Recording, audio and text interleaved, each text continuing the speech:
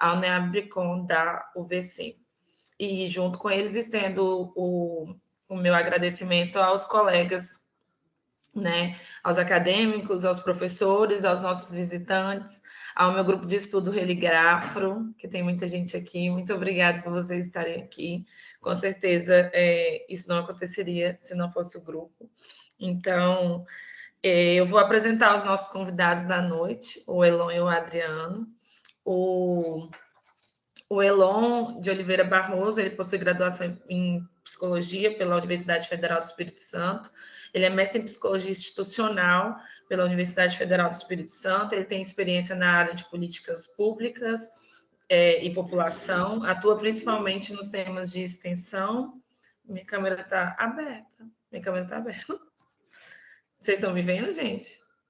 Eu não. Não? Mas para mim vendo. Para mim está aparecendo aberto. Eu acho que é que eu não estou fixa. Para quem não está me vendo. Minha câmera está aberta. Para mim está aberto. E o Elon, ele está aí com a gente para trabalhar os temas de extensão, decolonização e humanização de saúde. Muito obrigada, Elon. Boa noite. Obrigada por você estar aqui. E a gente convida também o Adriano Pereira Jardim, professor Adriano, que possui graduação em Psicologia pela Pontifícia Universidade Católica do Rio Grande do Sul. Ele é mestre em Psicologia do Desenvolvimento pela Universidade Federal do Rio Grande do Sul. E ele é doutor em Psicologia do Desenvolvimento pela Universidade Federal do Rio Grande do Sul. Atualmente, ele é professor na Universidade Federal do Espírito Santo e é psicólogo clínico. Então, boa noite, obrigada. Acho que a gente vai oportunizar a palavra com o Elon e o Adriano, de caráter breve, para que a gente possa priorizar o debate. Então, acho que eu acredito muito na oralidade, acho que o debate é importante. Adriano e Elon, vocês decidem quem começa a fala. Fiquem muito à vontade. Eu acho que já eu começo, Elon? Como é que é? Elon é o cara. Depois Verdade. Eu vou explicar por que Elon é o cara. Verdade. Vocês já vão ver com a fala dele. Então, ele que começa sem Acho dúvida. Que depois da fala vai deixar a expectativa, que eles já vão provar isso. Elon, fica à vontade. Muito obrigada. Tranquilo. Eu, para tirar essa responsabilidade de cima de mim, que eu vou dizer... A minha sorte é que em seguida vem o Adriano e aí qualquer coisa depois ele melhora o que eu vou falar. E nisso, então, assim, para a gente começar, gostaria de deixar uma boa noite para todas, para todos e para todos. Para mim é uma imensa honra, né, estar aqui com atuais companheiros de profissão e futuros companheiros de profissão nesse espaço de formação, que eu considero que é uma imensa satisfação e alegria estar aqui, tendo em vista que não vai dizer de uma conquista individual, mas de uma conquista coletiva, conquistada a muitas mãos. Afinal, se a gente for pensar que há cerca de 150 anos os meus antepassados eram escravizados e hoje eu estou podendo estar aqui, né, compartilhando saberes, experiências, ideias, com diversas pessoas do nosso estado, assim, é algo muito bacana que a gente vem, né, construindo. Nisso, uma coisa que é importante, né, considerar, que eu, coincidentemente, este ano eu estou, né, fazendo 10 anos que eu iniciei tanto a minha caminhada na psicologia, quanto também que eu comecei a minha caminhada junto aos movimentos sociais, que coincidentemente, né, se deu, né, literalmente no mesmo ano. Sendo que eu comecei essa caminhada, inicialmente, foi no Fórum Estadual da Juventude Negra do Espírito Santo, o FEJUNES. E, atualmente, eu estou compondo duas frentes. Uma que é a Comissão de Relações Raciais do Conselho Regional de Psicologia, e o outro que é a Articulação Nacional de Psicólogos e Psicólogas Negras e Pesquisadores, a AMPCINEP. E, inclusive, a AMPCINEP, que ela está lançando, que ela, desde do último dia 15 de agosto até o final deste mês, está com uma campanha chamada A Juventude Negra Quer Viver. que mais à frente eu digo assim, né, do que se constitui essa campanha. E nisso, uma coisa que é importante a gente acrescentar, assim, que como eu tinha falado, que o fato de estar aqui diz de uma conquista coletiva e de uma pauta que ela é muito importante, pois ela diz, né, somente da realidade de um contingente de 54% da população brasileira, ou seja, a maioria da população brasileira, que a nossa ciência, a nossa prática profissional da psicologia, por muito tempo se fez de surda, de cega e desentendida. Uma realidade que não é somente local, vai dizer de uma realidade nacional. E nisso algo que me faz lembrar até mesmo durante o meu período de formação, que em diversos encontros nacionais, essa, né, questão da ausência do debate crítico sobre as relações raciais estava ausente do nosso currículo, da nossa grade de discussão. Nisso, gostaria de agradecer à Universidade Vale do Cricaré, a Iara, né, Nascimento pelo convite, principalmente ao professor Adriano, que fez essa, né, conexão, essa articulação com todo este pessoal. Uma coisa que, inclusive, gostaria de dizer assim, que eu estou me sentindo literalmente em casa, vendo, né, tantas pessoas conhecidas de luta, que a gente tem já uma caminhada, e logo fico até mais à vontade para compartilhar os meus saberes, experiências. E nisso, uma coisa que é importante acrescentar é o quê? As, é, a, o campo de estudo de relações raciais, ela é, como eu falei, um campo de estudos. Logo, né, existe um amplo leque temático, existe diferentes perspectivas, pesquisadores e pensadores que investem tempo, investe energias, reflexões para a produção deste campo. E nisso, consequentemente, se trata de um campo vivo com seus tensionamentos, suas disputas e também seus acordos e consensos. O que vai, né, dizer necessariamente tanto que é necessário uma negociação, quanto também um acordo neste campo de conhecimento, assim como é em qualquer outro. Isso é importante afirmar porque eu não estou aqui para dizer assim, uma verdade absoluta, mas tão somente uma perspectiva para somar com várias outras, para a gente conseguir construir aqui algo em comum, um conhecimento que seja válido para as nossas práticas e profissões, para os nossos saberes e fazeres. E uma coisa que é importante acrescentar é que os saberes africanos funcionam deste modo, ou seja, colocando diferentes perspectivas em diálogo e interação para construir algo em comum. Algo que eu acredito firmemente que a psicologia pode, né, se apossar dessa prática tradicional e a gente colocar isso em prática em nossos cotidianos.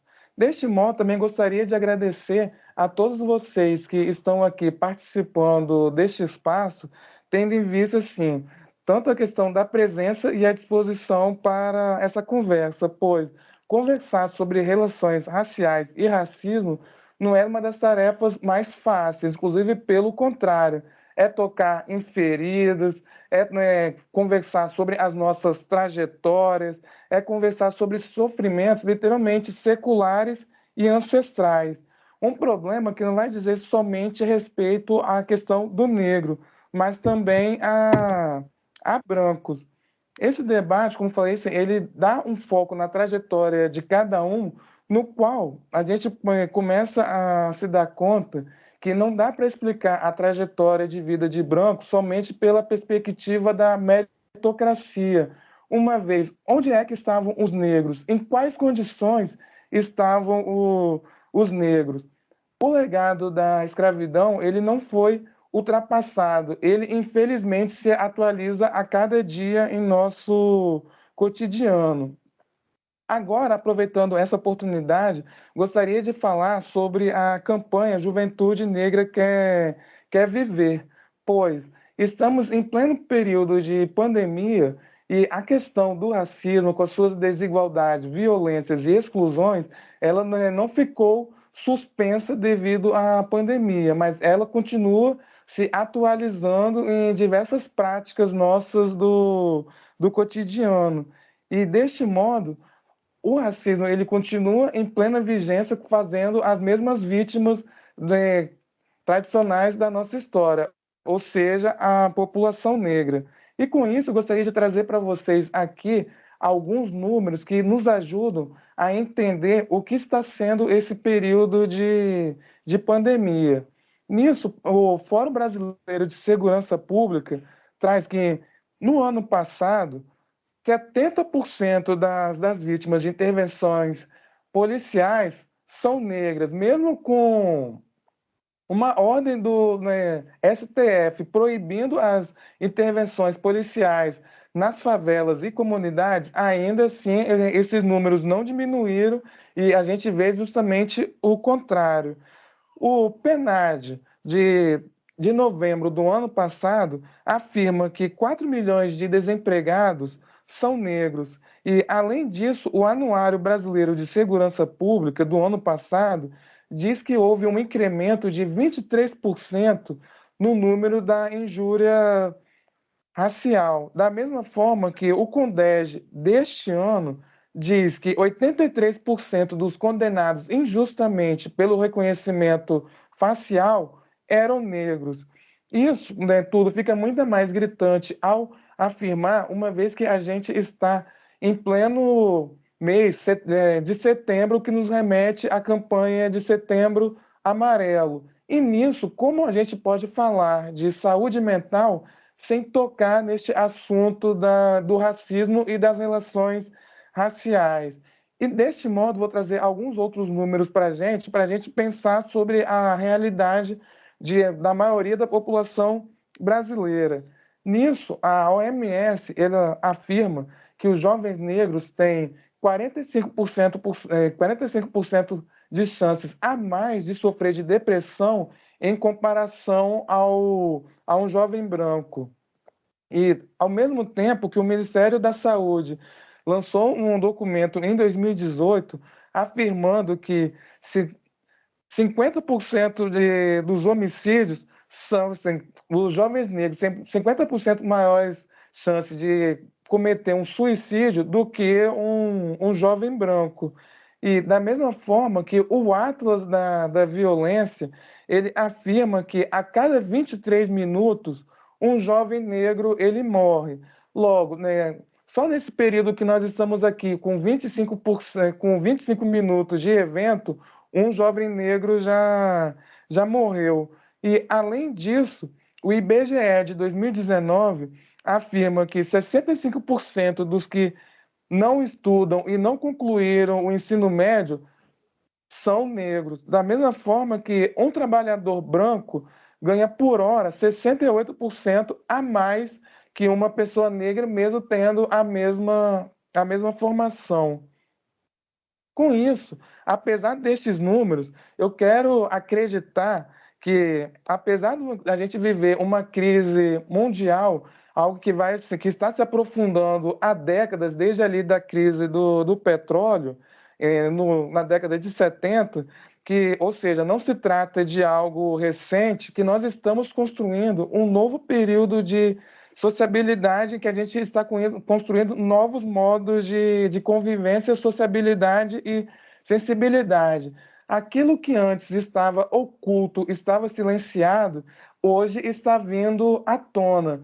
E falar sobre essas questões não é fácil, né? Gera muita resistência, é tocar em dores, é tocar em nossas trajetórias pessoais de vida. E falar sobre isso não é fácil, gera muitos incômodos, muitas dificuldades. Se antes o modelo de felicidade que era propalado era o branco, hétero, o cis, hoje são modelos que estão profundamente sendo contestados, sendo problematizados. E logo, por exemplo, como a gente não lembrar de anúncios que vendissem a ideia que até mesmo para conquistar uma vaga de emprego era necessária a boa aparência. E para quem não se deu conta, o que era essa boa aparência? Era literalmente as características brancas, alijando os negros de uma concorrência em igual condição.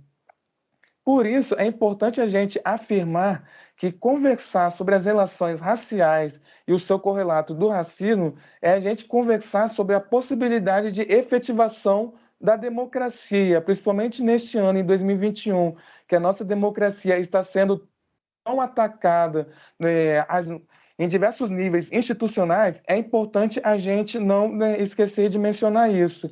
Como a gente vai conversar sobre a democracia sem tocar, né, sobre as questões das relações raciais, sobre a possibilidade da produção de um, né, viver coletivo? Conforme estava falando, a questão, né, de ser das relações raciais não, né, tocam somente as pessoas negras, também tocam as pessoas brancas. Por exemplo, duas, né, histórias que eu me lembro, uma vai dizer em relação a uma situação que eu ouvi no ano passado e vai dizer sobre a realidade de diversas pessoas. Que realidade é essa que eu estou me referindo? Sobre a situação que, em um bairro nobre de Vitória, uma senhora estava caminhando na rua, viu um jovem negro correndo em direção a ela. Um jovem negro, amigo meu, uma pessoa super, né, carinhosa, gente boa, gente fina, que literalmente não faz mal a ninguém. Mas essa senhora branca, assim que o viu, literalmente assim, entrou em um estado tão de pânico que ele, ao passar por ela, ela literalmente se jogou na parede em posição de quem fosse tomar batida, mesmo com até esse amigo, mudando o lado da rua. Ou seja, qual o estado de paranoia, de pânico que a pessoa estava nesse período ao simplesmente encontrar uma pessoa negra? Obviamente, como falei, a questão do racismo afeta tanto brancos quanto negros, mas os resultados, as consequências disso vão ser muito mais perniciosas para a pessoa negra do que a pessoa branca. Vide, por exemplo, esses números da violência em que os jovens negros estão submetidos. E essa ideia partiu literalmente da construção do conceito de raça, no qual as pessoas acreditam, confiam. Inclusive, eu acho que eu já estourei meu tempo, né? Ou não? Qualquer coisa me fala que eu estou falando isso, que aí eu acabo, reduzindo aqui o que eu estou falando, apesar que eu estou quase acabando. Mas, Pode terminar, concluir. enfim, tranquilo. Essa ideia partiu desta construção da ideia de raça, no qual se tem essa falsa percepção que, a partir das características físicas de alguém, é possível predizer as capacidades, habilidades e defeitos, de determinada pessoa. Se a gente, for ver, em determinadas condições, tanto negros quanto brancos podem vir a praticar, né, crimes, podem, né, vir a praticar, né, assaltos, né, homicídios e demais possibilidades de crimes. Contudo, na perspectiva racializada, somente os negros são associados ao banditismo. E essa, né, construção ela se deu literalmente ao longo de 521 anos de história do Brasil, no qual simplesmente durante 350 anos a gente esteve sob a ótica, a perspectiva da escravização de negros. Logo, a gente tem somente 132 anos da suposta abolição da escravatura. Por conta disso, é importante a gente ressaltar esses números, colocá-los em debate, em discussão, porque toda essa realidade fomentam modos de vida, formas de subjetivação. E é importante, principalmente nós, profissionais, né, da área da saúde mental, do cuidado, a gente ter em vista, pois, né, acaba afetando, o cotidiano da maioria da população brasileira. A gente não pode continuar negligenciando essa situação, pois isso não se trata somente de números, dizem de histórias de vidas, dizem a respeito de Joãos, de Pedros, de Marias, de Marielles, de Juans, de Damião, de pessoas que podem ser os nossos conhecidos. Por conta disso, é importante a gente afirmar que, mesmo com toda essa dificuldade, a juventude negra quer viver, a juventude negra quer trabalho, quer saúde, quer educação, quer lutar pelo próprio modo de vida e dignidade. Por isso, dessa forma, termino a minha fala por aqui. Muito obrigado pela atenção. Obrigada, Elon. Adriano. Boa noite a todas, a todos e todes, né? Quando nós combinamos, né? A Yara me pediu uma indicação, falei o nome do Elon, né? Aí ela disse, você tem que falar também. Eu falei, não, deixa o Elon, você faz a sua fala. Não, você vai falar. E aí ela me pegou por um lado importante, né? Que é, assim, a importância de uma pessoa branca estar falando desse tema, uma vez que o racismo é uma criação da população branca, né? Então, eu estou aqui com uma pessoa branca, não negra, mas integrado nessa luta contra um sistema racista, né? Bom, eu acho que primeiro quero, né, saudar o Elon, muito bom reencontrá-lo, Elon, a Yara, agradecer também pelo convite, pela iniciativa, a Faculdade Vale do Cricaré, né, os estudantes e professores, ao NEAB com o VC, ao Religafro, ao pessoal da ocupação psicanalítica e, eventualmente, o pessoal da UFES ou da militância que estiver acompanhando aí. Uma grande honra, uma grande satisfação estar aqui fazendo essa fala. Mais ou menos, né, contar uma historinha, pelo ano de 2016, eu acredito, entre 2016 e 2017, eu estava andando ali pela UFES, no Semune, né, perto do Onofre, né, saudosos passeios e cafés no Onofre, quando eu encontro um estudante, um aluno meu, né, e falo assim, eu estou estudando culturas e religiões de matriz africana, mas eu preciso entender a forma, né, com que essa cultura se manifesta, inclusive na subjetividade brasileira.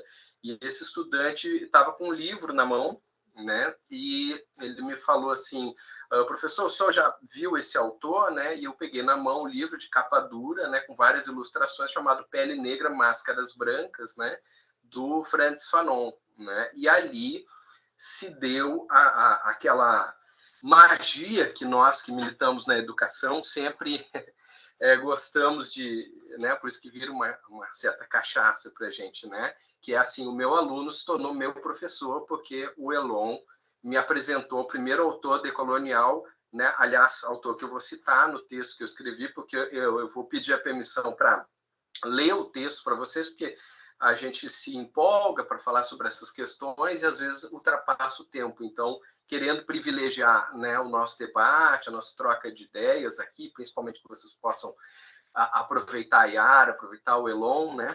E aí então faço a minha fala pontual e depois, né, a gente abre para isso. Então eu vou pedir licença para vocês para poder fazer a leitura, é uma leitura breve, um texto breve, até para eu conseguir tomar o mínimo de tempo possível de vocês e passar a mensagem que eu acho que é importante estar passando a partir do momento que eu ocupo esse lugar de uma pessoa branca e engajada e preocupada em desconstruir esse lugar de privilégio que eu ocupo hoje, né? Então, o título do texto é Em Favor de uma Psicologia Decolonial Brasileira ou Afropindorâmica.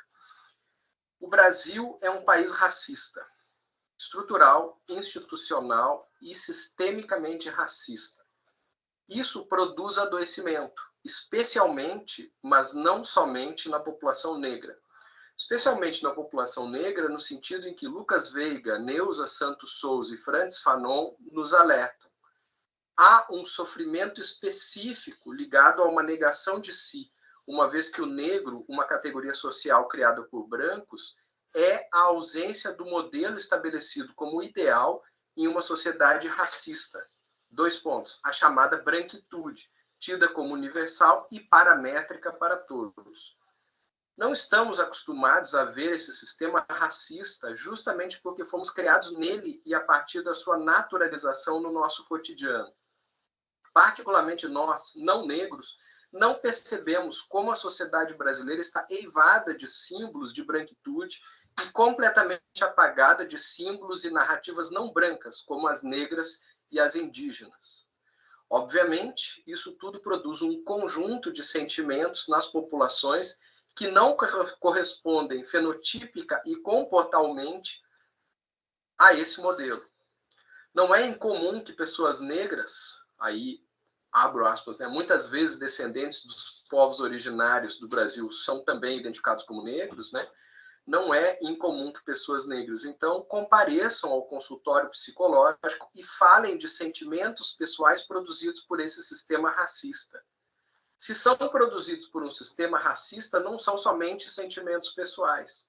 Embora tenham uma dose de filtro pessoal para o problema, são efeitos objetivos, produzidos social e objetivamente, como nos alerta Fanon, de uma sociedade que concretamente lhes comunica diariamente que, embora sejam maioria, não são desejáveis a não ser nos lugares periféricos, como a favela, a prisão, os subempregos e as ruas. Existem pessoas brancas nas favelas e nas prisões? Pessoas brancas, pobres e periféricas? Claro. E pessoas negras em posições de destaque, como a diretoria de uma empresa? A FGV divulga uma pesquisa feita com as 500 maiores empresas brasileiras, atualizada a cada 5 anos. Conforme a pesquisa, a cada 100 executivos brasileiros no nível de diretoria, temos 0,5 pretos. Como não existe meia pessoa, para termos um diretor de empresa preto no Brasil, nas 500 maiores empresas brasileiras, precisamos juntar 200 executivos em um salão. Qualquer semelhança com o apartheid sul-africano não é mera coincidência. Aliás, conforme o sociólogo Gessé Souza, a África do Sul foi o único país, além do Brasil, em que a escravidão teve um papel tão estruturante das relações sociais. Em ambos se criou, né, África do Sul e Brasil, se criou um sistema de castas entre as pessoas. O das pessoas brancas e o das coisas, objetos ou posses dessas pessoas. Sistema que se mantém até hoje, uma vez que a gente vê a indiferença e até entusiasmo e aplauso de parte da população com as ações violentas empreendidas pela polícia na favela, por exemplo. Como seria de se imaginar, e nem precisa ser sociólogo ou psicólogo para saber, isso tudo tem efeitos importantes no psiquismo das pessoas. E como a psicologia brasileira lida com tais efeitos? Pergunto eu. Não lida, porque esse tipo de conhecimento, assim como autores e autoras negras, indígenas e ou africanos, simplesmente não comparece no curso de psicologia, nos cursos de psicologia. Hoje, ao sair de um curso atual de psicologia no Brasil, uma psicóloga está absolutamente preparada para lidar com o sofrimento de mulheres histéricas vienenses do final do século XIX e início do século XX. Mas, em geral, não saberá o que dizer e nem como escutar, né, para uma mulher negra brasileira do século XXI que adentra o seu consultório e lhe revele o seu sofrimento, objetivo e subjetivo, com o sistema racista em que está inserida. Isso porque não se lê, nem se discute Neuza Santos Souza, Carolina de Jesus, Conceição Evaristo, Abdias do Nascimento, Antônio Bispo dos Santos, Ailton Krenak, Lucas Veiga, Azingeri, Catiúcia Ribeiro, Anderson Flor do Nascimento, Beatriz Nascimento, Ieda Pessoa de Castro e tantas autoras e autores que abordam as questões subjetivas e objetivas dos povos negros e indígenas. E o pior, ou melhor, dependendo do ponto de vista, é que as cosmopercepções dos povos negro-afrodiaspóricos e dos povos originários do Brasil, ou seja, os indígenas, essas cosmopercepções são absolutamente constitutivas das subjetividades brasileiras ou afropindorâmicas, como nos lembra Antônio Bispo dos Santos. Ou seja, subjetivamente, nós somos absolutamente constituídos por essas subjetividades.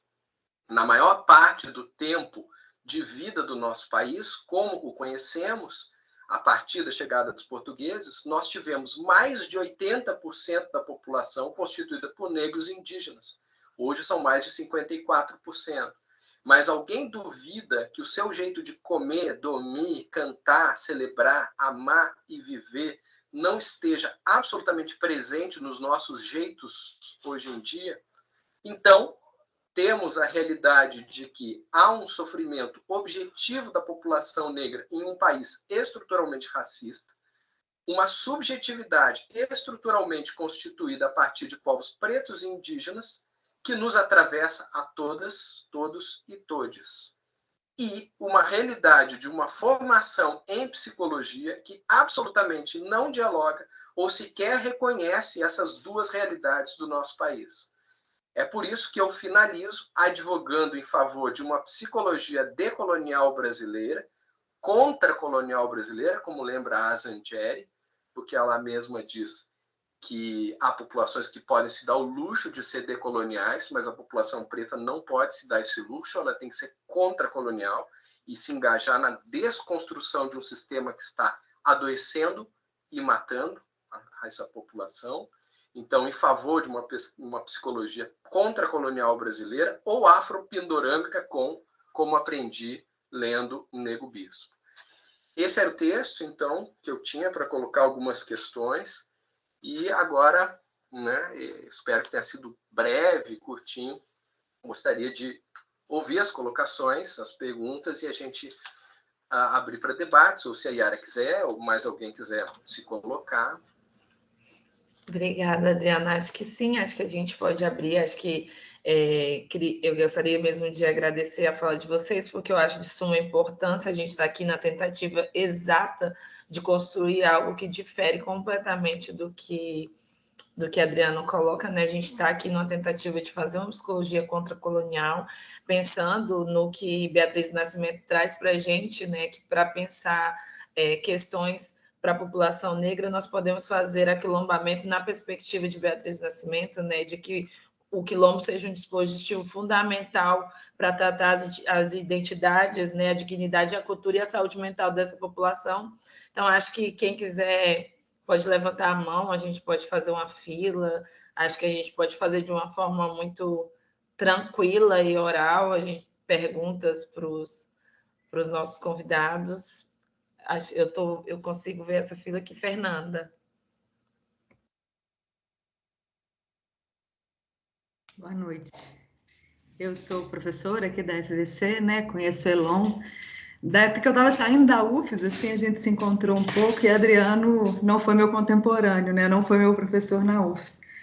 Eu nem sei se é uma pergunta, assim, acho que é um comentário. Eu tenho falado muito de Foucault para os alunos, né? E da construção da verdade científica, e daquela construção de verdade que a gente acredita como verdadeira, e estou sendo redundante, né?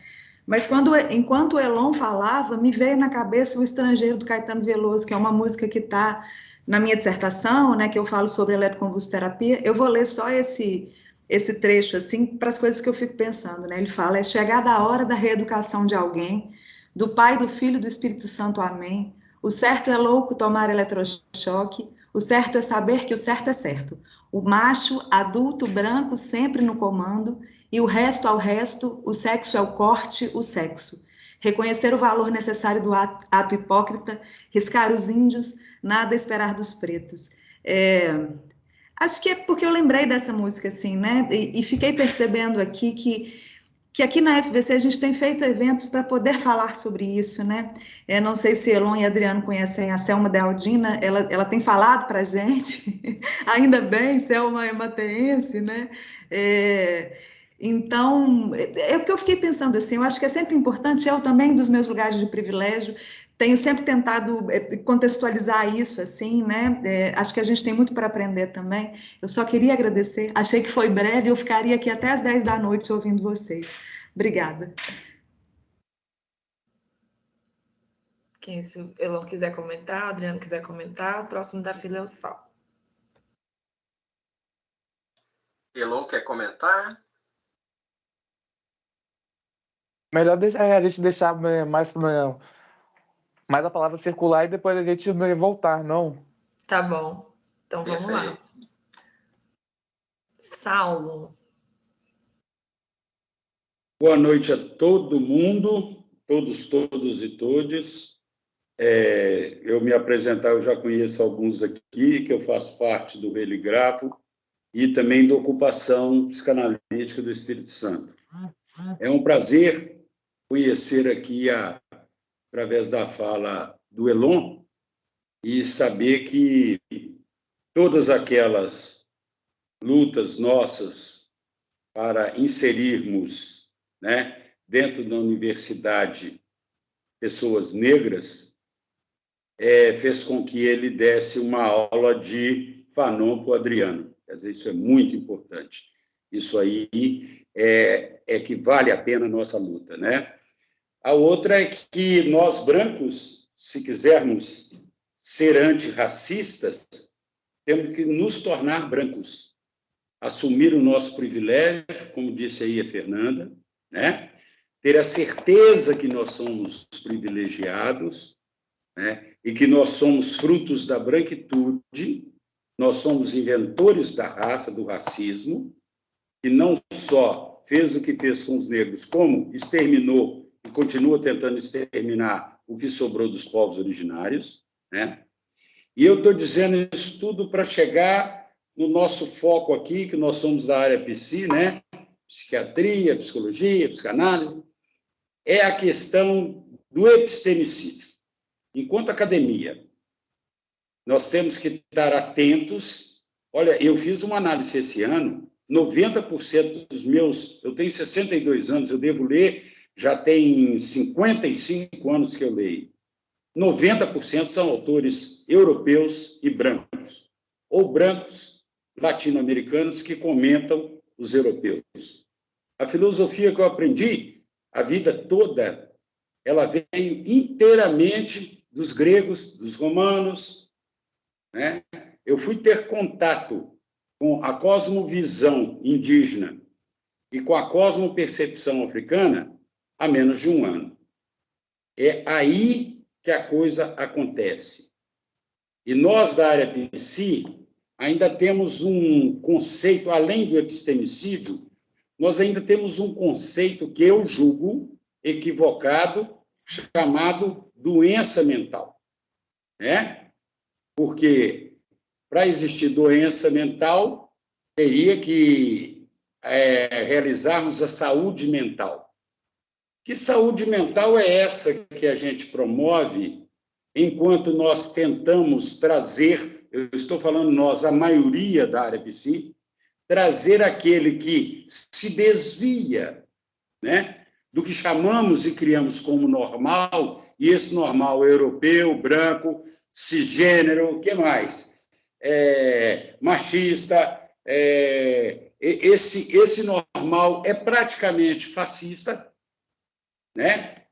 E nós tentamos trazer aquele doente mental para essa saúde mental, para esse enquadramento. Então, dois aspectos que eu queria ressaltar, elogiando muito sua fala, Elon. O Adriano eu já sabia que ia ser bacana, eu já conheço ele há algum tempo. Elogiando a fala de vocês, inclusive a da Fernanda, é que nós temos que estar atentos ao epistemicídio e muito atentos a esse conceito de saúde mental. Porque quem está doente num mundo doente, talvez esteja são. Tá? Muito obrigado, está sendo ótimo. E mais gente que eu estou conhecendo por motivo do Religrafo, né? Estou aqui hoje por causa da Iara e do Adriano, que jogaram lá a janelinha de vocês e eu cliquei. Tá? Boa noite. Muito obrigada, Saulo. É um prazer ter sempre você com a gente. Quem quiser pode levantar a mão, mas muitos podem comentar enquanto a fila... Alguém levanta a mão. Pode falar, Elon. Ou o Adriano. E aí, Adriano, quer começar dessa vez? Eu quero agradecer as falas, né, do Saulo e da Fernanda, e eu acho assim, bastante importante, porque a Fernanda evoca o Foucault e o Caetano, né? Eu considero fissuras nesse sistema colonial, esse sistema né, com todas as características que o Saulo coloca, né, capitalista, misógino, patriarcal, branco, heteronormativo, né, que é um sistema, né, que, como ele está nos dizendo, está nos levando à ruína.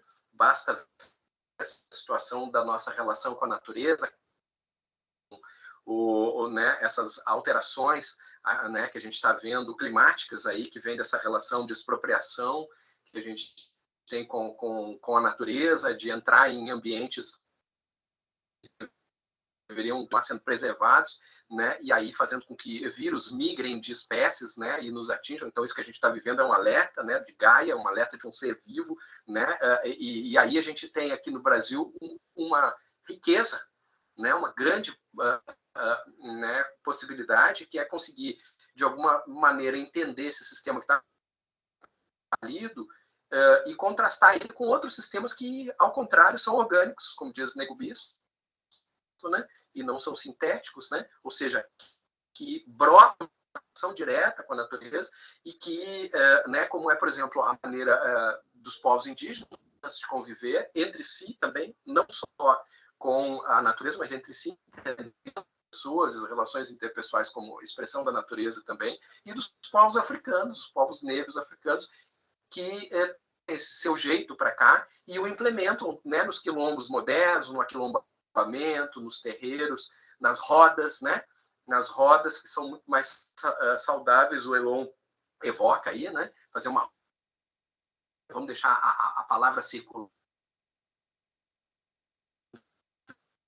que ela é a essência da democracia, ela está, como o Elon mesmo disse, né, na essência, né, embora não seja, né, algo essencialista, o discurso que eu estou falando é um essencialismo estratégico, né, para usar o termo que a gente está usando aí, porque tudo é construção, mas ela está absolutamente presente nas comunidades periféricas e nas comunidades tradicionais dos povos africanos, dos povos indígenas.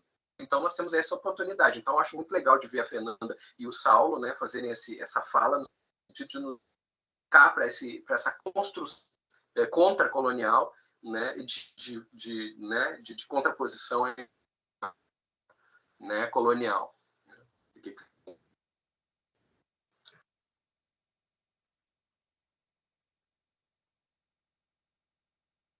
Imagino que o Adriano tenha concluído a fala dele, né? Porque deu uma falhadinha, Adriano. Ah, deu tá, uma perfeito. falhadinha? Deu A parte uma final, falhadinha. sim. Não, era Nisso, só realmente isso, né? De um né, engajamento, né, de um engajamento nesse sistema contra-colonial. Era isso. uma coisa assim, que é bastante bacana, como falei, encontrando aqui, né, diversas pessoas com quem a gente, né, já teve, né, com quem eu já tive experiências anteriormente, como a Fernanda, o Fernando, o Adriano, inclusive o Adriano, com quem eu já dividi, né, diversos outros espaços, aí até por conta disso, para mim era impossível, né, recusar este convite para estar aqui, para ver se quando o Adriano chama, não é somente um chamado, é uma convocação. Tenho que parar tudo para vir atendê-lo. E, inclusive, assim, que bom que, né, eu parei para, assim, durante todo o meu cotidiano, que está bastante puxado nessa luta pela sobrevivência, assim, mas que bom que eu parei para atender a essa convocação, assim, para ouvir, né, essas falas, esses novos rostos com quem eu estou tendo contato agora, por exemplo, a Yara, o Saulo, eu antes não conhecia, e aí com isso, uma coisa assim que é importante a gente, né, ressaltar é o quê? Né, hoje a gente tem uma realidade que ainda é bastante endurecida nas universidades, por exemplo, como muito bem foi colocado pelo Saulo, hoje, né, em relação a grade curricular da psicologia, a maioria esmagadora ainda, né, se tratam de autores europeus ou comentadoras de autores europeus.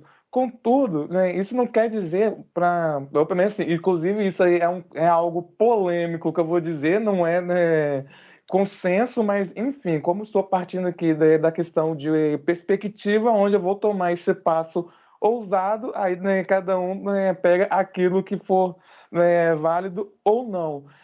Mas isso não quer dizer, por exemplo, assim, de pegar toda essa, né, nossa estrutura de pensamento e práticas que existem na academia e jogar, né, tudo fora. Que, por exemplo, autores como, né, Foucault têm muito a acrescentar sobre na nossa construção de pensamento da nossa realidade. Mas aí, obviamente, não o tomando como a única e legítima fonte para, né, dialogar a respeito do nosso Brasil de 2021, mas como mais uma voz a colocar nessa ciranda, colocar em círculos para a gente conseguir construir o nosso saber e prática da psicologia.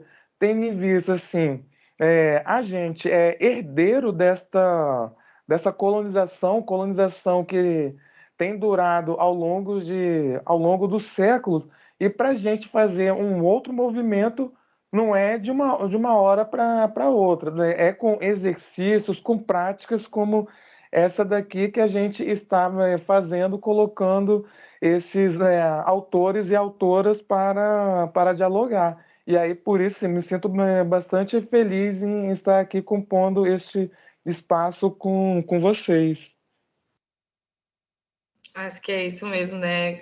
Como Fanon, né? Pensar essa decolonização mesmo, operar essa decolonização, eu acho que é por volta desses movimentos, tornando o nosso inconsciente menos colonial, né? Pensando que ele é um inconsciente colonial.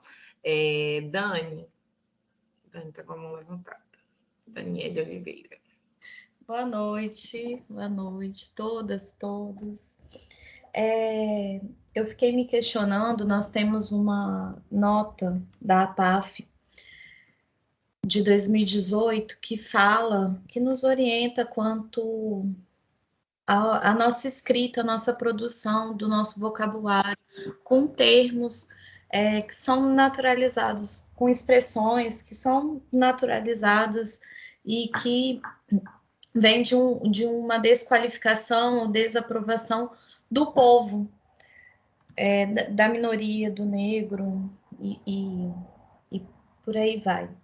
E aí me veio um questionamento que depois dessa nota é que eu tomei consciência da minha própria escrita, da minha linguagem, de expressões que até então eu usava e não tinha consciência do quanto que aquilo ali tinha uma trajetória por trás. Então eu comecei a mudar esse meu discurso, a minha linguagem escrita e falada, e às vezes é bem difícil, que às vezes eu falo um claro, né? Claro, às vezes eu uso essa expressão ainda, que eu acho que é a mais difícil ainda para mim usar.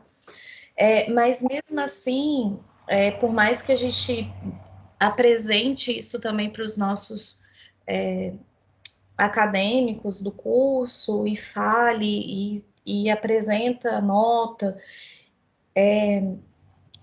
como que a gente pode fazer, e aí lançar a pergunta para vocês, para não retroceder, porque eu sinto que tem-se um movimento, tanto é que o Elon está aí, a gente tem hoje uma representação no conselho, um GT aí formado para discutir esse assunto, como não retroceder, ou talvez não permitir, a psicologia ela tem que lutar muito por isso, acho que a gente tem que lutar muito por isso, como não retroceder com esse governo, que parece que vem para dilacerar as instituições de luta, de direitos humanos, de tudo que a gente vem lutando há tanto tempo na psicologia desde o início, né? E aí?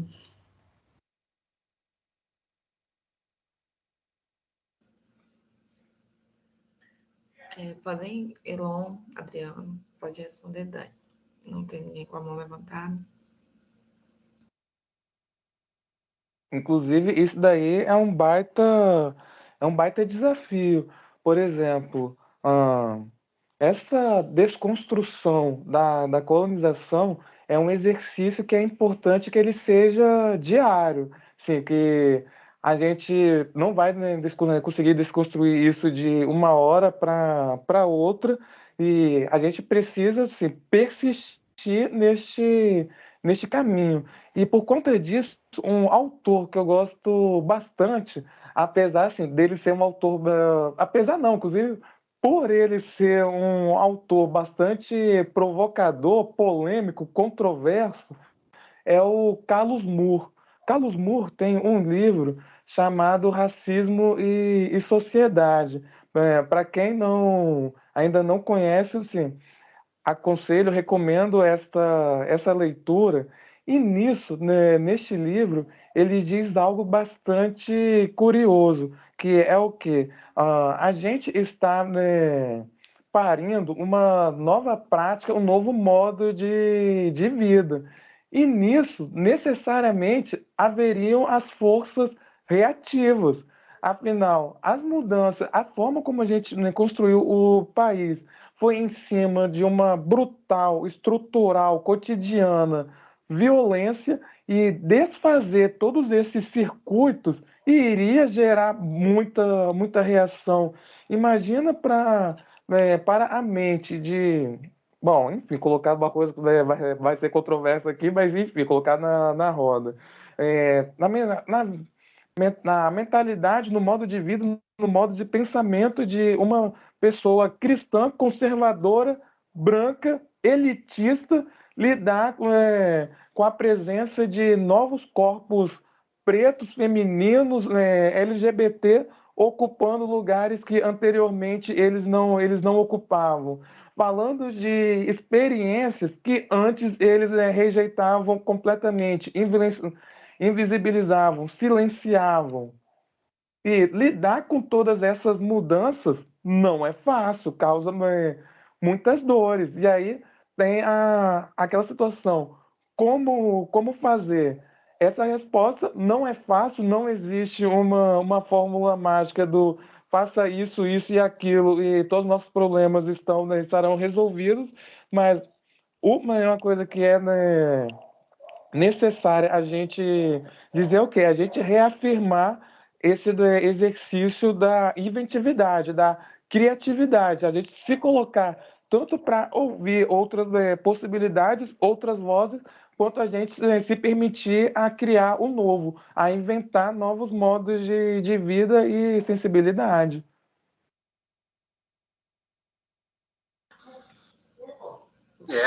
Eu concordo, Elon, é exatamente essa questão, uma luta diária, né? Eu fiz alguns cursos com a Zindieri, com a Catiúcia Ribeiro, né? E ela me falava isso, né, no curso, assim, né? Ela falava para nós, é uma luta diária, eu acordo todo dia de manhã e eu digo, eu vou me desconstruir nesse sistema colonial e vou passar um dia decolonial. Quando chegava à noite, eu já estava me sentindo e percebendo que eu estava fazendo um monte de coisa que estava inserido nessa lógica colonial, né? E a gente até sem perceber, quando vê, vai caindo nessa situação, né? Quero agradecer ao Elon, não conheço o texto ainda do Carlos Moore, né? E aí sempre que eu encontro o Elon, eu ganho de presente alguma contribuição para eu ir avançando, né, nesse conhecimento decolonial.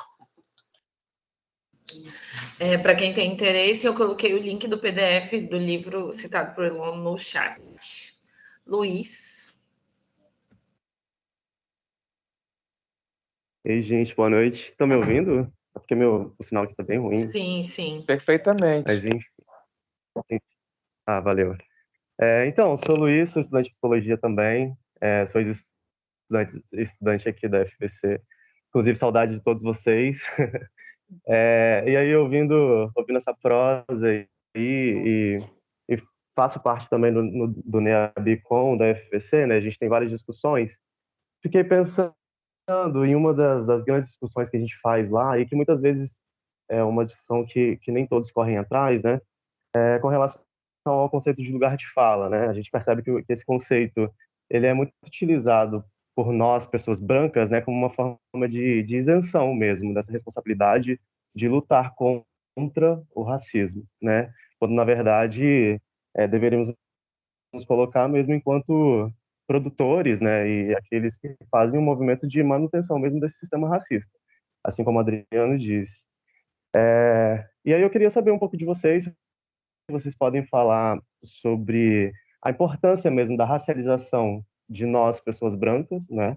E desse lugar de fala que nós ocupamos enquanto seres brancos, né?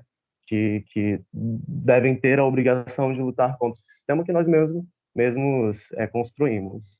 Eu queria saber um pouco de vocês. Pode. Enfim, A gente passa. pode. Obrigada, Luiz. Saulo? Me desculpe voltar à tona, mas eu não me contive sobre essa questão de como nós vamos encaminhar a luta. Tá?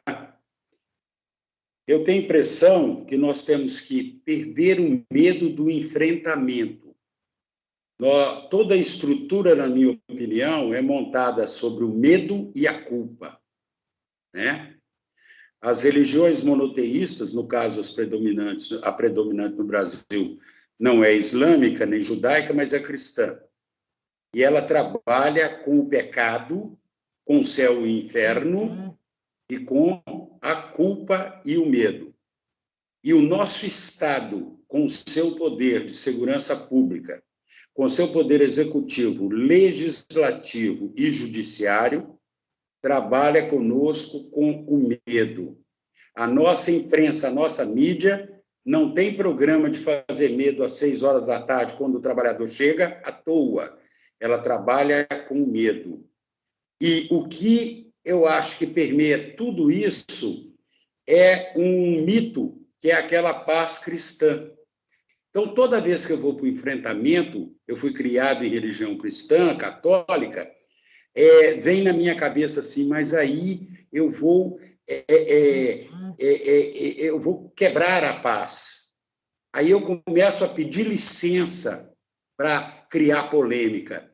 Espera aí, a branquitude não pediu licença para encher navios de africanos, jogar quase a metade para tubarão comer no meio do caminho e depois transformá-los em objeto aqui, não.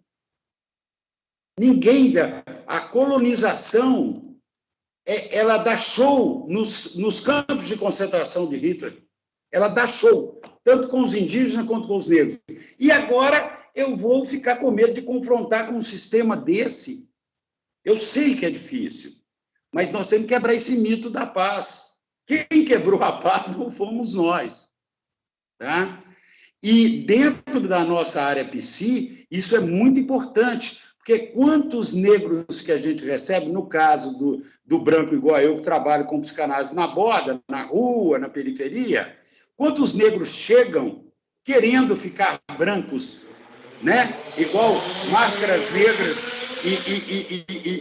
e pele branca pele negra e máscaras brancas do Fanon, né? Como é que é isso? Como é que eu estarei preparado para analisar uma subjetividade dessa? Então, em suma, resumindo, nós precisamos de perder o medo do enfrentamento, na minha opinião. Perder o medo da polêmica, porque a polêmica foi colocada, né? Não foi pelo povo indígena originário brasileiro, nem gosto de chamar de indígena, e o povo africano, não foi, né? Então, vamos ao enfrentamento. Adriana, Elon, podem ficar à vontade.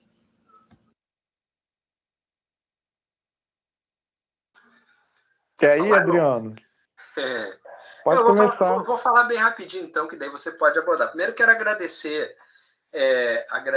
ao Luiz, né, por essa pergunta, porque eu acho que ficou faltando uma coisa, né, quando eu estava falando aí, de que essa luta, né, ela é uma luta de desconstrução desse sistema, né, colonial, que ela implica uma situação para a branquitude, né, para a branquidade, no caso, né, a população branca é engajada na desconstrução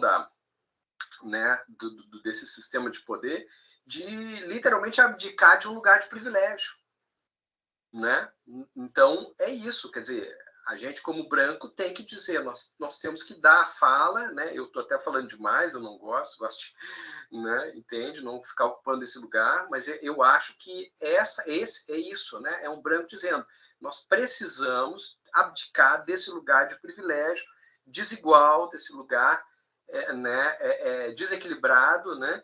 E aí, às vezes, isso significa, né, eu me engajar na luta, né? No ano que vem nós vamos fazer aquela avaliação do sistema de cotas, e já começou por parte, né? A gente sabe desse governo, os ataques em relação a isso. Nós tivemos aí na última entrada de universidade, nunca houve, né, nesses últimos tempos, uma entrada com tão poucas pessoas negras e indígenas, né? Então, no próximo ano a gente vai viver um embate muito grande, no sentido de que a gente sabe que vão tentar desconstruir o sistema de cotas, quando na verdade ele é uma medida extremamente tímida, né? Diante de um país que fez, não só fez o que fez, mas se fez a partir do que fez, né? Porque na verdade, como a gente vê com o Abdias do Nascimento e com o Gessé Souza, né, que constroem teorias sociológicas mostrando como é absolutamente estruturante das relações, né, o racismo no Brasil, essa desconstrução passa por ações muito mais incisivas do que simplesmente as cotas, né, raciais, PPI, né, na universidade, né? Então, eu acho que é isso, que a gente precisa ter essa coragem de levantar o espelho e de mostrar, né, como eu sempre costumo falar, quando as pessoas falam assim, uma vez eu vi um cara com uma camiseta, né, no Facebook, eu acho, nós somos aqueles os netos daqueles que vocês não conseguiram matar. Né? Ele era negro, obviamente, né? E aí eu fiquei pensando, se eu fosse usar uma camiseta que revelasse o tipo de papel os meus antepassados, né, ocuparam, eu iria dizer, eu sou neto daqueles que tentaram matar, escravizar, estuprar, ou, no mínimo, se valer dos empregos de vocês. E que continuam, porque basta vocês irem nos lugares aí e olhar como é que está a distribuição em relação a isso, né? Então, ou a gente se engaja ativamente na desconstrução disso, ou isso vai nos demolir, nos desconstruir, né? E eu, sinceramente, acho que isso está condenado. Esse sistema colonial está condenado. Eu acho que a gente está vivendo os estertores. Esse governo e essa situação de tentativa de retrocesso é o último suspiro de um modo de vida que não tem mais espaço no mundo inteiro. E aqui a gente vai, de fato, começar a ver essas vozes, né, empurrarem para frente, né, e não sem violência, como diz o Fanon, mas uma violência no sentido de um engajamento, uma violência contra-colonial, e no sentido de nos alcançar não só em termos de nossas ações concretas, engajamentos concretos, mas da nossa constituição psíquica, de nos enxergarmos de um outro ponto de vista que não da branquitude, da heteronormatividade, das relações de poder, né, monogâmicas. Então, como que a gente pode se experimentar de outras formas fora desse sistema normativo? E nisso, muitas questões, né, interessantes foram colocadas nessas, né, participações do Luiz e do Saulo. Eu já de antemão, né, já considero que eu terei enormes, né, dificuldades para articular todas as ideias e sintetizá-las, até por conta de repente, em algum momento, posso acabar ficando perdido na articulação das ideias, mas, enfim, vamos lá. Algo assim que é importante já, né, trazer aqui a nossa roda é em relação ao texto A Patologia do Branco Brasileiro, de Guerreiro Ramos, do qual, há décadas, se eu não me engano, foi um texto escrito, inclusive o Adriano pode até me corrigir caso eu esteja equivocado, Adriano ou outra pessoa que tenha a informação atualizada, digamos assim, foi o texto escrito ali na década de 50. E sendo que também na década de 90 para cá, tanto a Maria Aparecida Bento quanto a Irai Carone escreveram sobre a branquitude, a branquidade, no qual a principal vantagem do branco no Brasil foi invisibilizá-los enquanto grupo e coletivizar os grupos negros e os grupos indígenas. Com isso, qual a vantagem que se tem em relação a esses procedimentos? A vantagem é a seguinte, que apesar do branco, né, ser o padrão, ser a norma, ser a medida do sucesso, do acerto, daquilo que é, né, desejado, não se discutia anteriormente sobre a questão da branquitude. Teve que, com o avanço dos estudos, no qual diversos autores negros e negras contribuíram para focalizar essa questão, que hoje a gente pode problematizar este lugar. E nisso é importante o branco vir a afirmar o seu lugar, mas não para manter o mesmo lugar, mas para buscar deslocar, né, esse lugar. Afinal, por exemplo, qual a potência que uma pessoa branca teria ao, né, questionar um policial durante as suas intervenções, né, nas comunidades? Quem está disposto e disposta a fazer isso? Ou seja, né, se colocar no lugar, né, de branco para confrontar quando uma situação concreta de racismo esteja acontecendo diante dos olhos. Por exemplo, eu, enquanto negro, posso vir a questionar este lugar como diariamente contesto, mas, infelizmente, nessa lógica racializada, né, somente para as pessoas brancas, tradicionalmente elas vão ouvir uma outra pessoa branca. Logo, a pessoa vir a fazer uso deste privilégio, desta posição para questionar esses lugares é extremamente necessário e bem-vindo. Ah, e aí, uma outra questão que também é necessário colocar, aí até mesmo já dialogando com autores como a Aimé Césaire, ali no discurso sobre a colonização, o nazismo, o fascismo, ele só passou a ser um problema para a Europa quando aplicou tecnologias, práticas, violências que eram anteriormente destinadas aos outros povos para os próprios europeus.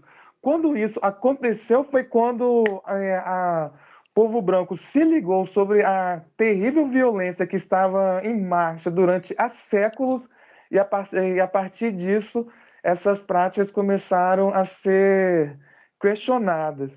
E desta forma, inclusive o próprio Achille Mbembe, né, vai afirmar também, né, sobre essa situação, assim, quando se volta essa violência, essas armas de destruição em massa se voltam para os brancos, é quando o horror toma conta da subjetividade branca, uma coisa assim que infelizmente era, né, histórico para os povos não brancos, mas, enfim, uma coisa também é importante a gente afirmar é o que, para a população considerada minoria, a luta não para, a luta, né, nunca parou. Eu, enquanto negro, o próprio fato de sair pela rua já é uma confrontação para muitas pessoas.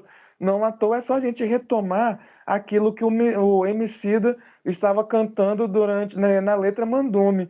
Eles querem que alguém que, como nós, não seja humilde. A gente vê a ostentar o orgulho das nossas raízes, das nossas tradições, das nossas formas de ser e estar no mundo, já é uma afronta para muitas pessoas. Logo, uma coisa que é importante a gente, né, considerar é o quê?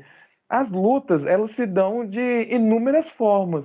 Muitas vezes a gente, né, gostaria que a luta se desse de uma determinada maneira, mas é importante a gente não invisibilizar, não desqualificar outras formas de luta. E nisso, né, os movimentos culturais continuam, né, em ação. Durante a pandemia, diversas redes de sociabilidade sendo construídas para conseguir, né, sustentar essa situação no qual a maioria da população brasileira está em situação de insegurança alimentar. E colocar, né, nesse ponto é se colocar, né, em risco, tem que, assim, tem que ter, né, muita valentia. E nisso, diversas pessoas, diversas, né, populações têm se arriscado a construir essas novas formas de sociabilidade, essas novas formas de solidariedade, né? Com isso que eu estou querendo dizer, é importante a gente fomentar as nossas práticas de cuidado, principalmente neste contexto tão adoecido que nós estamos, e fomentar as nossas formas de organização. Afinal, como está falando assim, as lutas se dão de inúmeras formas. Elas se dão, né, na esfera macropolítica, na esfera institucional, política, partidária, mas também a nossa luta ela é cotidiana, ela se dá também no nível micropolítico. Por conta disso, assim, né, temos que continuar nos mobilizando, somando força com os nossos parceiros e parceiras, e quero acreditar, vou morrer acreditando que uma outra realidade de união, solidariedade, né, e inclusão, ela é possível. Muito obrigada, Elon. Acho que é exatamente isso. E aí eu queria fazer uma pergunta para você, pensando numa perspectiva mesmo assim, de um psicólogo preto que está, né, no trabalho dessa produção de saúde mental, pensando numa fala da Neuza Santos, que ela fala que o negro, ele, a partir do momento que ele toma consciência do racismo, ele começa, o seu psíquico é marcado e ele começa a ter aquele seu perseguido, ela traz no texto, né? Uma relação de que o próprio corpo tem uma ofensa contra ele. Então, eu queria pensar junto com você e tentar ver o que você traz para mim de elementos dessa construção de identidade, sabe, do branco que foi coagido a ter esse desejo, né, que ela traz no texto, e essa construção de identidade de um preto que tem o seu contra-golpe, o próprio corpo, sabe? E aí, como que a gente recebe essa saúde mental, essa produção de saúde mental dentro de tudo que você já trouxe até agora, né?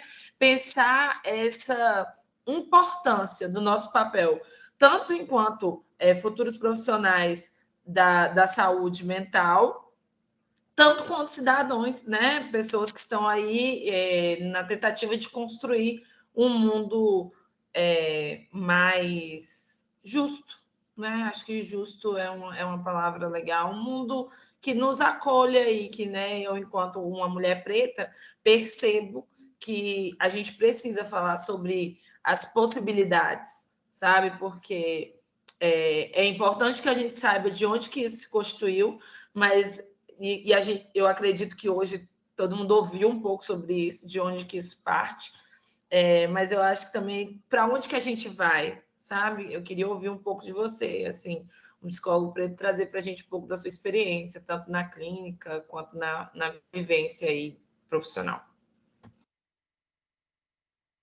Bacana, inclusive a sua questão, ela é um desafio de responder, mas enfim, né, a gente vai tentando aqui coletivamente de responder esta situação, algo que de fato, né, comparece em nosso cotidiano.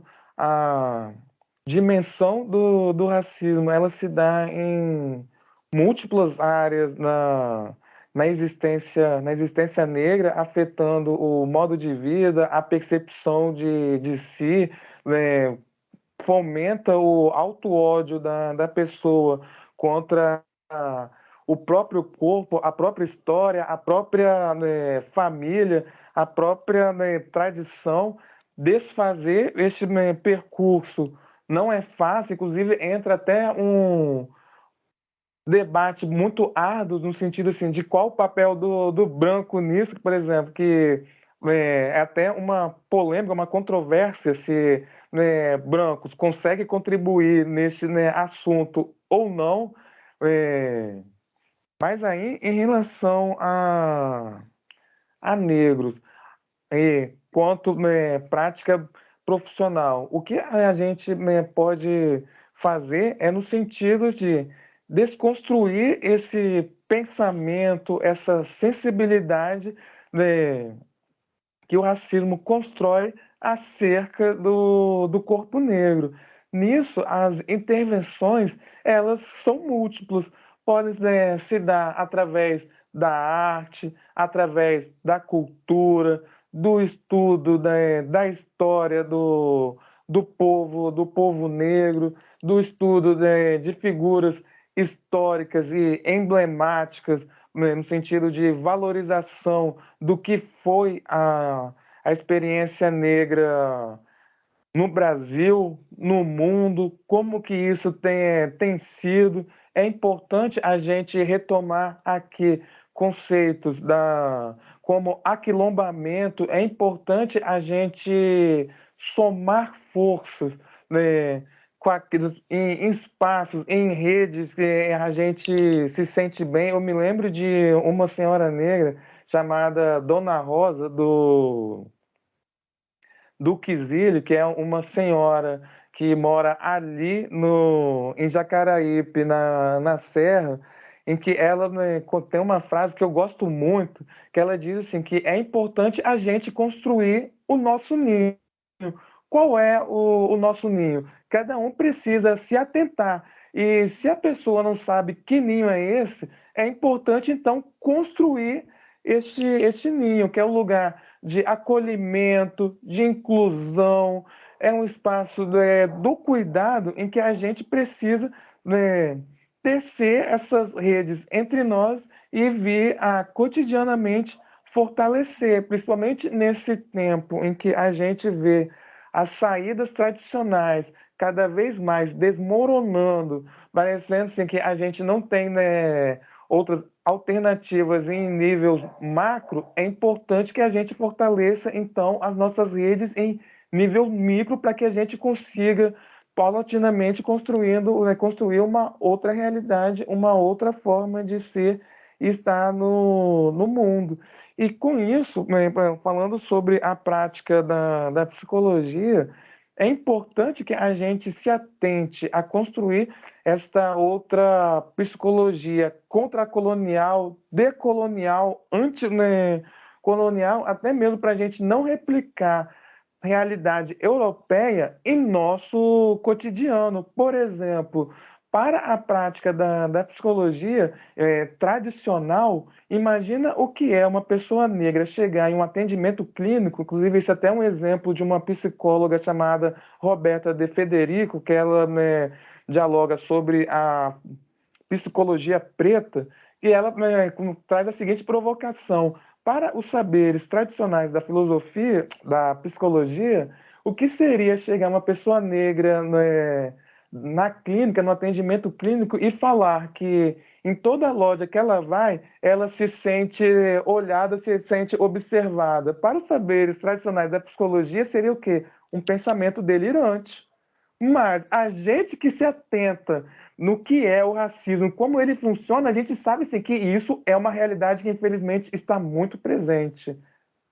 E aí, por isso, a gente se atentar nessas nuances, nem tão nuances, mas algo gritante do racismo, para a gente desconstruir o nosso próprio olhar, a nossa percepção, a nossa cosmopercepção, é fundamental.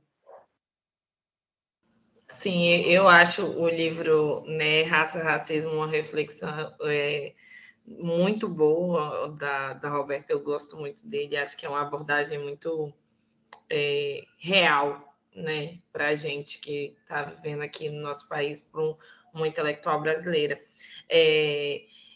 A gente ainda tem tempo de mais perguntas, quem quiser pode levantar a mão, mas pensando assim nessas práticas, né, eu quis trazer um pouco dessa reflexão. Por quê? Porque, e eu gosto quando você traz isso, a gente estava numa reunião do Ocupação com ele, eu falei isso, eu não acredito que a gente consiga fazer um recorte de saúde mental se não for um recorte ancestral. Eu acho que a ancestralidade ajuda a pessoa negra a fazer a criar instrumentos, né, para resistência, para criar essa resistência ao racismo, né? Porque a ancestralidade ela te dá essas, como que eu vou falar, essas fugas psíquicas de saúde mesmo, né? De conduzir e do que nos trouxeram até aqui. Nós estamos caminhando para o fim. Acho que a gente não tem mais perguntas. Alguém mais? Porque já está dando nosso horário mesmo, 8h30. Posso pegar sua fala para fazer um gancho bem rapidinho em relação à ancestralidade? Pode ficar à vontade. Maravilha. São só alguns convites. Primeiro, quero dizer assim, que é maravilhoso ouvir o Elon. Aliás, Elon, você e a Yara poderiam organizar um curso de psicologia decolonial, um curso de psicologia afrocentrada. Ô, gente, Adriano, qualquer coisa que... Adriano... Eu escutaria vocês aí, eu seria o ficha 1 aí para esse curso, tá? Porque nossa, que eu aprendo com vocês. Ali eu ficha 2, o Saulo já diz ficha 2, né? Eu quero fazer o convite. Nós temos o Religafro, é um grupo aberto em que nós discutimos pensamento decolonial, pensamento africano, afrocentrado, né? Afroperspectividade, do Renato Nogueira. Discutimos também religiões de matriz africana, comunidades tradicionais de crença, Umbanda, Candomblé, essas né, comunidades, né, tradicionais. Toda terça-feira, das 21 às 23, das 9 da noite às 11 da noite, toda terça-feira. Quem quiser, né, deixa o seu telefone. Pode entrar em contato comigo, Entre em contato com a Yara, a gente tem se encontrado, nós vamos conversar sobre a Umbanda traçada, Umbanda cruzada na próxima terça-feira, esse é o assunto da próxima terça-feira. A partir de outubro, na UFES, vai ter a minha disciplina que eu tenho dado todo ano. Essa disciplina ela foi sendo mais afrocentrada à medida que eu fui dando. No começo ela era mais afro-referenciada, ou seja, a gente citava elementos africanos, mas não de um jeito africano, e agora a gente está fazendo a localização, que o Asante coloca, que é a narrativa. Então a gente vê Fanon através do Jones Manuel, a gente vê o Anderson Flor do Nascimento, a gente vê Ieda Pessoa de Castro, que fala da linguagem. Então a gente fala desses povos africanos que chegaram ao Brasil, quais povos eram, para onde foram, as influências culturais, e depois a gente vai para a discussão sobre Umbanda e Candomblé também como comunidades tradicionais aí, tá? Vai ser quarta-feira, muito provavelmente das 14 às 16 a aula, a atividade síncrona. É uma disciplina da graduação da psicologia, mas a gente já abre o escopo e também é aberta para aluno ouvinte, para quem tiver interesse. A gente debate e discute isso, né? Esse semestre foi dado na pós-graduação 2 aulas, né, de metodologia, que a gente falou um pouquinho dessas questões, e né, a partir de outubro, quando começar o semestre, né, na UFES, a gente vai estar com essa disciplina que chama Estudos Interdisciplinares 2, né?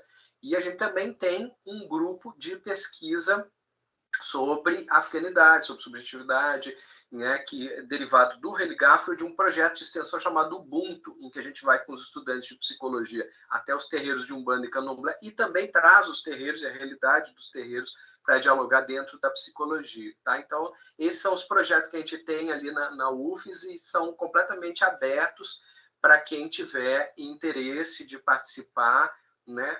Não tem pré-requisito para nada, eu faço uma força, eu divulgo, eu sou um professor que eu adoro ver bastante gente, quanto mais gente, melhor, porque justamente a gente não tem, né, esse tipo de discussão e de autores e de, né, nos cursos, né, não só de psicologia, né, eu acho que sociologia já tem alguma coisa, né, mas de psicologia não, ciências sociais.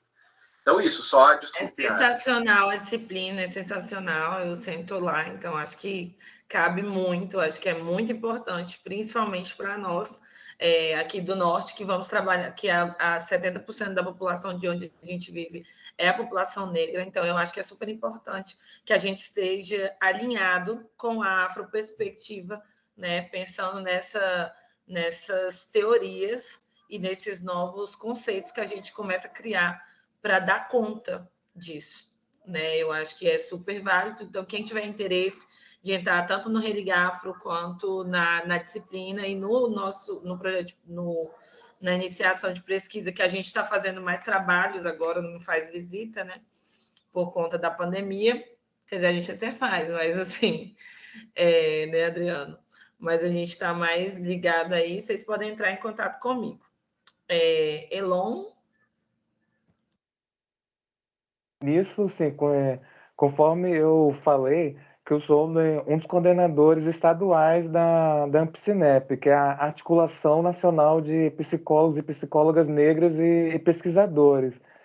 E aí, a gente está em um segundo ano de uma campanha, sendo assim, que no ano passado a gente lançou uma outra campanha chamada saúde mental da população negra importa, até dialogando com os movimentos das grandes manifestações que ocorreram no ano passado. Neste ano, a gente está com essa pauta de a juventude negra quer viver, tendo em vista assim, essas, né, situações de violências não se tratam de números frios, mas dizem de histórias, de pessoas, de potências, de oportunidades que o Brasil, o Espírito Santo, as nossas cidades perdem cotidianamente, né, deixando inúmeras famílias brasileiras, né, em sofrimento, em adoecimento psíquico. E aí, por conta disso, assim, é importante a gente continuar falando sobre essas, né, situações, e nisso, para quem quiser mais informações sobre essa campanha, eu aconselho a procurar a Ampicinep pelas redes sociais. Nisso tem, né, perfil tanto no Facebook quanto no Instagram.